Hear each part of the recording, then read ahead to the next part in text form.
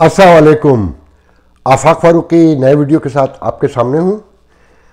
मौजूआत वही, थोड़ा सा मुख्तसरन ब्रीफली अमेरिका बयान करूँगा जो कुछ इंटरेस्टिंग ख़बरें हैं, फिर वही पाकिस्तान एहतिसाब commission, ISI chief, Peshawar corps commander और जो मौजूदा सिचुएशन है। मगर उससे पहले कि मैं अपने मौजूआत की तरफ आगे बढ़ूँ, पहले तो मैं आज ये बताना चाहूँगा कि मेरे बहुत इंतहाई मुखलिस दोस्त, and I am telling you from my heart कि मैं उन्हें बहुत अपना ऑनेस्ट फ्रेंड समझता हूँ, बहुत दिनों से साज कर रहे हैं कि मैं भी नाउमीदी फैलाने वालों में, और लोग मरता हुआ मरीज़ भी वो होप के साथ ज़िंदा रहना चाहता है कि शायद बच जाऊँ।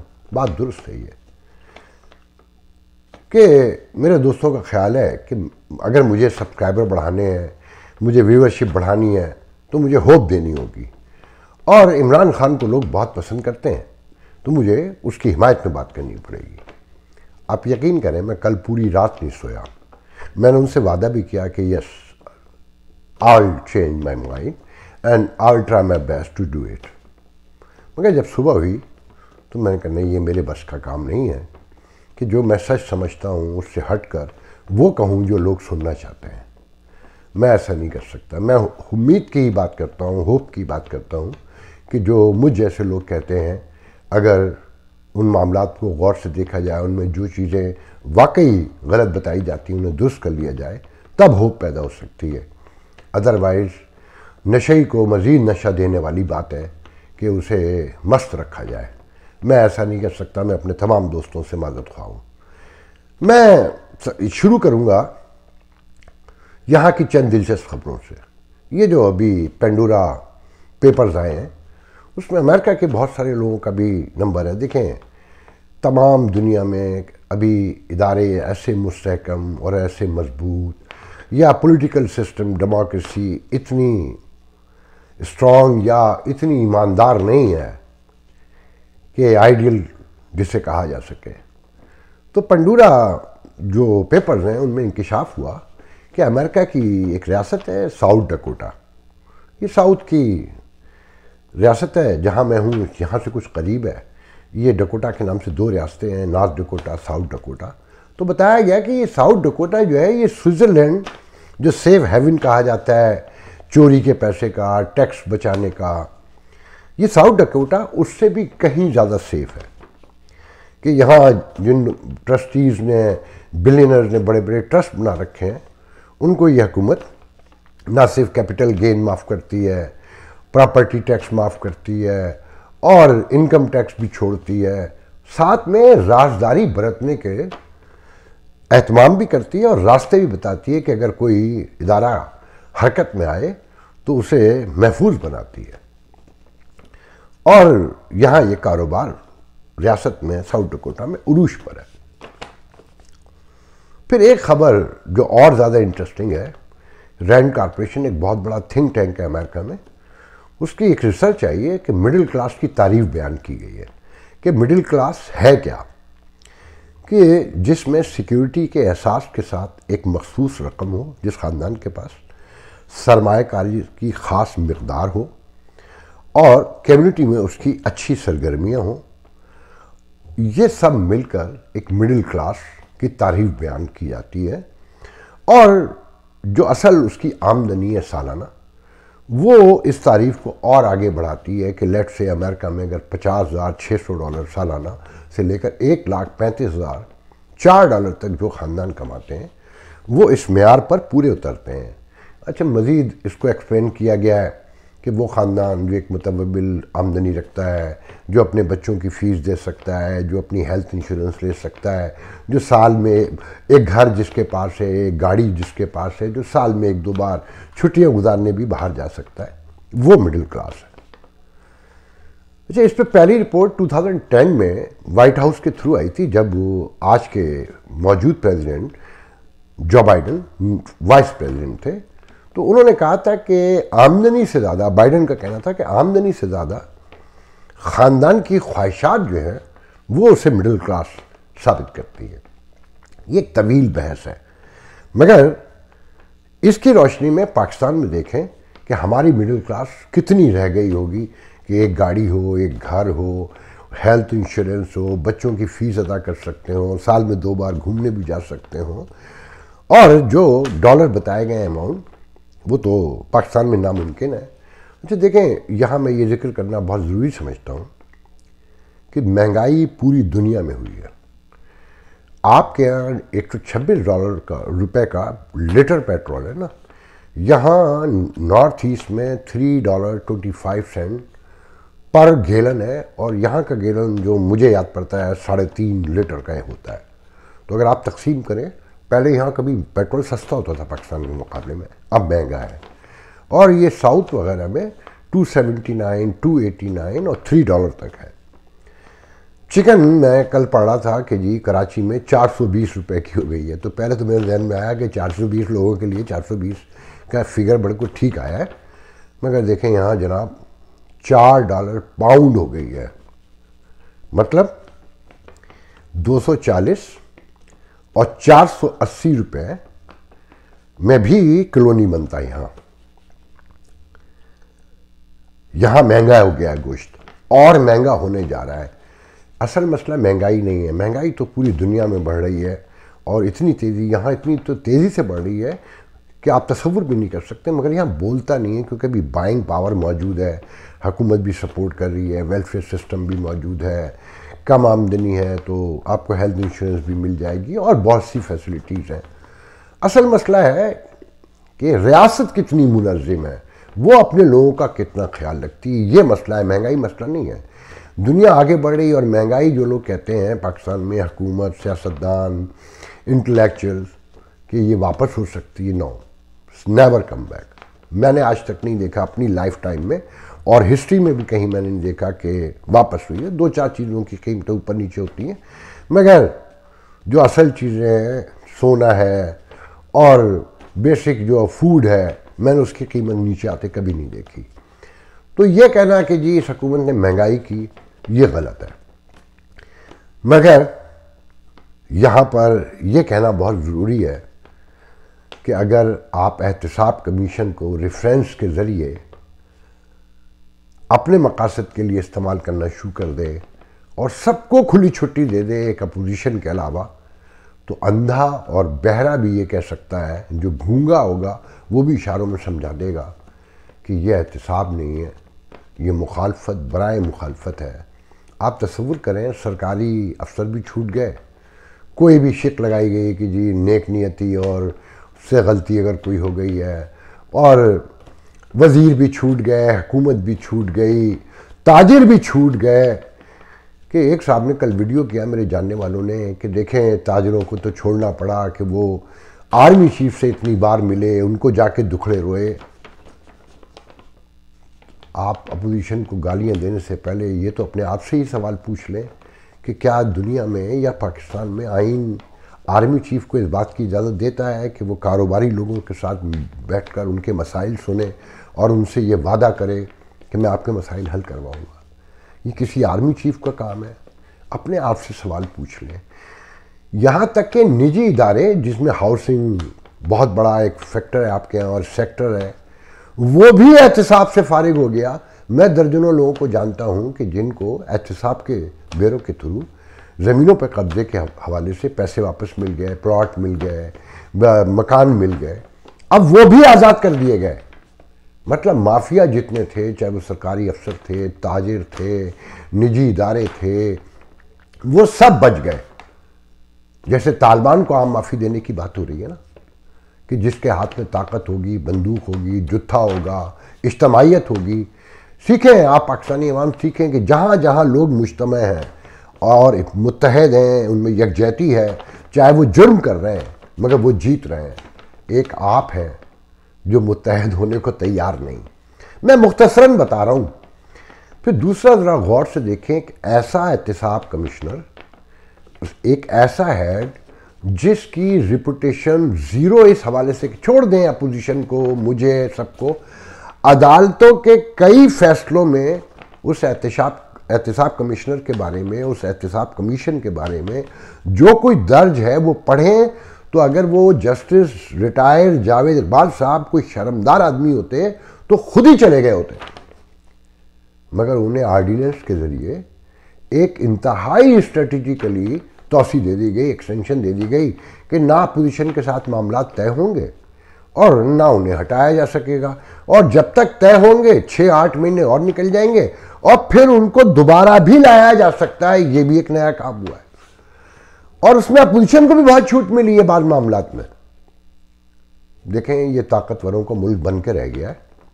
हमारे एक सीनियर दोस्त हैं, नामवर सहाफ़ी हैं, असदुल्ला गालिब। उनकी सबसे बड़ी शनाख्त यह है कि वो जंग और नवाए वक्त जैसे 2 अखबारों के एडिटर रह चुके हैं।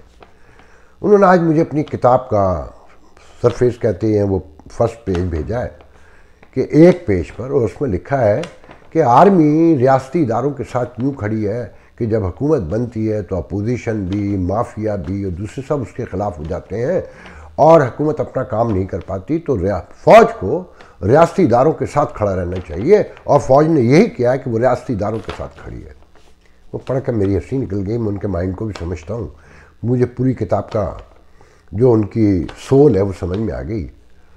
मेरा सिर्फ असदुल्ला गालिब मेरे मोहतरम है, बहुत ही एहतराम से जिसारत करके पूछ रहा हूँ, दुनिया में कहीं बता सकते हैं कि इदारों की मदद के लिए फ़ौज आती हो, फ्लड के अलावा, तूफ़ानों के अलावा, ज़लज़ले के अलावा, कि जनाब वो बैग से लगाने के लिए आ रही हो सहारा कि जनाब ये इदारा खड़ा नहीं हो रहा है, वो पुलिस का हो, KDA का हो, LDA का हो, मोटर व्हीकल का हो, एक्साइज का हो, XYZ एसेट्रा कोई भी हो।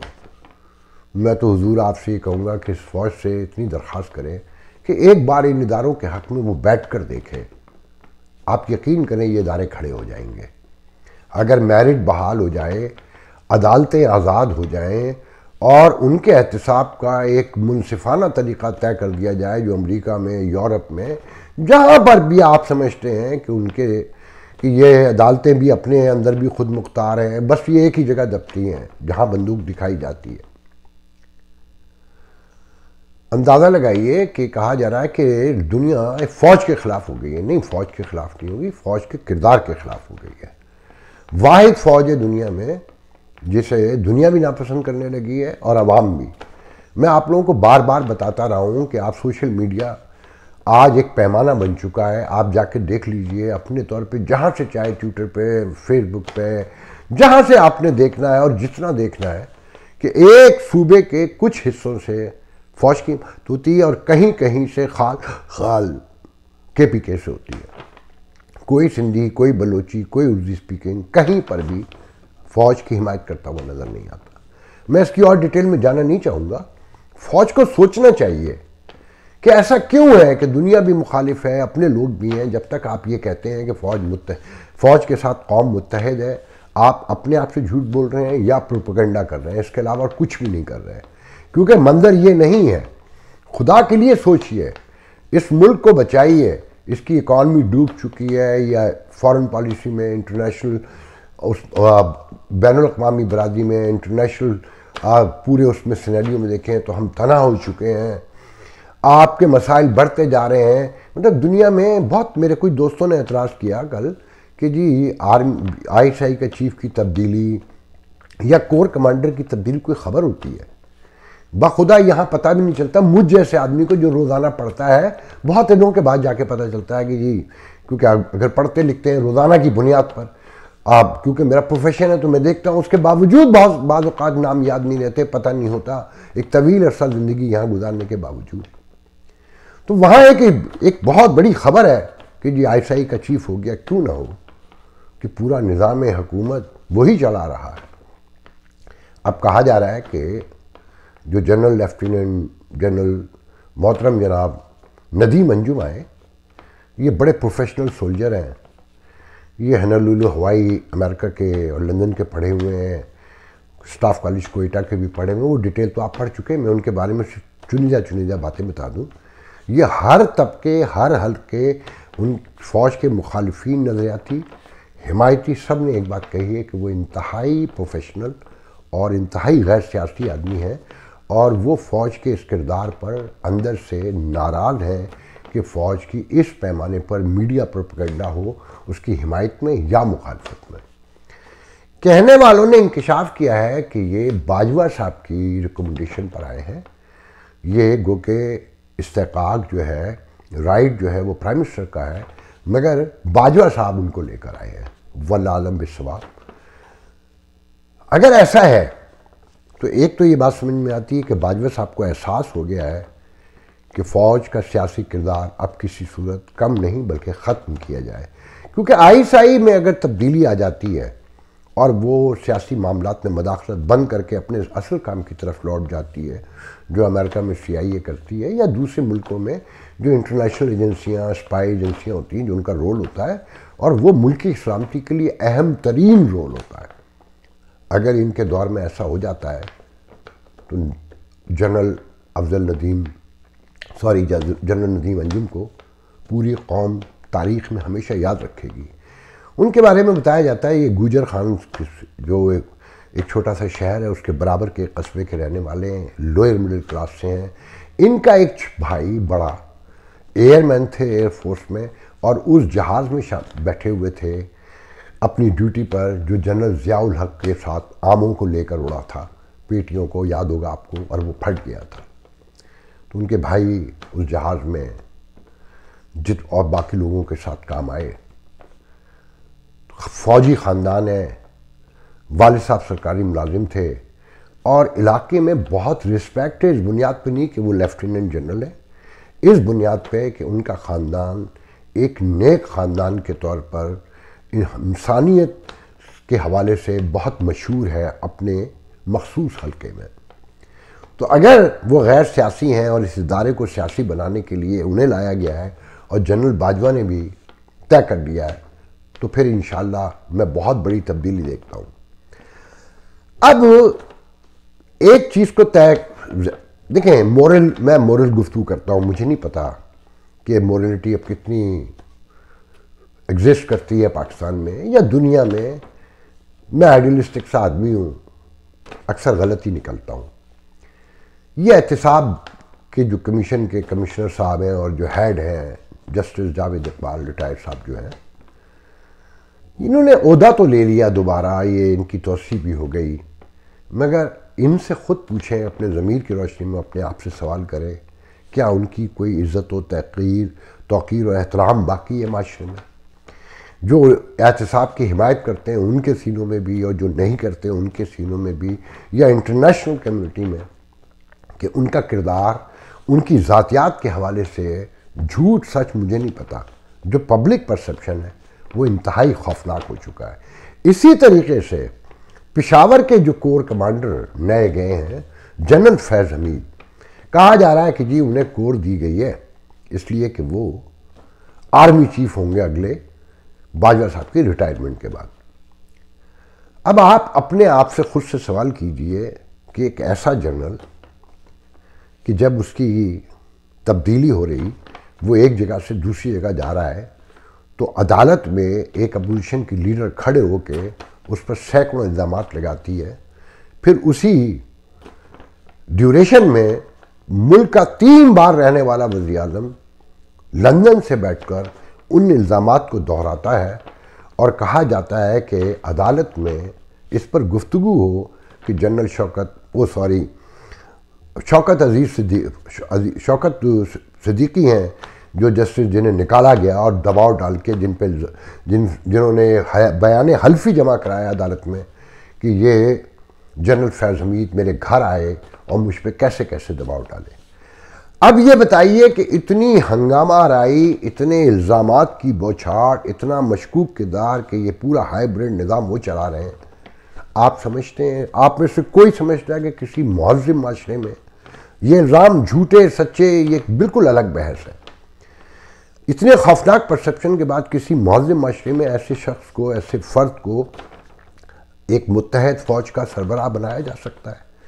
फिर साथ में ये भी कहा जा रहा हो कि ये जनरल नदीम अंजुम जो हैं उनसे सीनियर हैं, उनसे सीजनड हैं, उनसे ज़्यादा नॉन पॉलिटिकल हैं, उनसे ज़्यादा प्रोफेशनल हैं और उनका कैरियर इंतहाई बेदाग है इल्ज़ामात के हवाले से। तो क्या ये मुमकिन रहा है कि अब वो आर्मी चीफ बने? अगर वो आर्मी चीफ बने तो ऐसे ही मुतनाज़ा होंगे जैसे हमारे मोहतरम जस्टिस जावेद इकबाल हैं। मैं आज की गुफ्तगू यहाँ ख़त्म करता हूँ इस जुमले के साथ कि अगर general Nadeem Anjum non political हैं और इस एजेंडे के साथ लाए हैं कि फ़ौज के किरदार को, सियासी किरदार को कम से कम किया जाए, तो यकीन रखा जाए कि बाजवा साहब ने कहीं किसी से ये मामला तय कर लिए हैं कि ठीक है, हम अपना रोल बैक करते हैं और इस मुल्क को आगे बढ़ने का रास्ता हमवार करते हैं। तो आने वाले दिनों में ये कशमकश एक इंतहाई संगीन सूरत हाल इख्तियार कर सकती है कि इस नज़रिए के ख़िलाफ़ कौन कौन लोग हैं, उन पर आप गौर कीजिए और ऐसे मौके पर ईमानदारी से अपना रोल निभाइएगा अगर इस मुल्क की तरक्की, खुशहाली, सलामती और बका चाहते हैं। आज के लिए इतना बहुत है। इंशाल्लाह कल दूसरे वीडियो में गुफ्तगू होगी। अल्लाह हाफ़िज़।